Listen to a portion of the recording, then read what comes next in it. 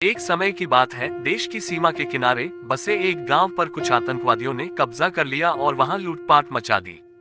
सैनिकों को सूचना मिली तो वह तुरंत ही उनसे निपटने के लिए चल पड़े। बरसात का मौसम था, घनघोर वर्षा हो रही थी। इसके कारण छोटे छोटे ताल तलैया भी खूब विशालकाय नजर आ रहे थे। छोटी सी नदी भी उफान मारती हुई बह रही थी, जिसके कारण नदी पर बने पुल टूट गए थे। सैनिकों को वह नदी पार करनी थी, मगर पार कैसे करते? सैनिकों ने कई प्रकार की युक्तियां लगाई, किंतु वह पार पाने में असमर्थ रहे। सैनिकों ने देखा कि पास में एक झोपड़ी है, उससे सहायता मांगी जाए। सैनिक उस झोपड़ी में गए। उस झोपड़ी में एक महिला थी जो दिन भर कार्य करती थी और अपनी झोपड़ी में रहती थी। उस महिला के पास अन्य कोई साधन या घर नहीं था।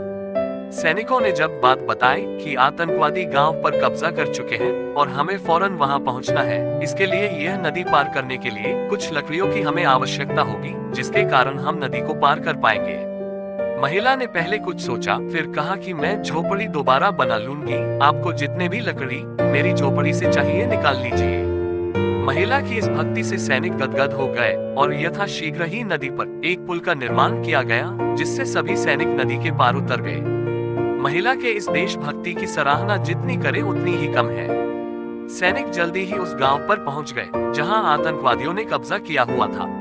सैनिकों ने काफी देर की मशक्कत के बाद आतंकवादियों को मार गिराया और कुछ भाग गए, जिससे अपने देश में आए हुए संकट को उन्होंने बहादुरी से टाल दिया और दुश्मनों को सबक सिखाया।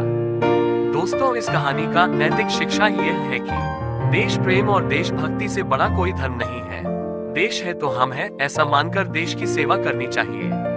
अगर व्यक्ति को देशभक्ति का मौका मिले तो उसे जरूर अपना देश प्रेम दिखाना चाहिए। यही सर्वथा उचित है और धर्म भी यही है।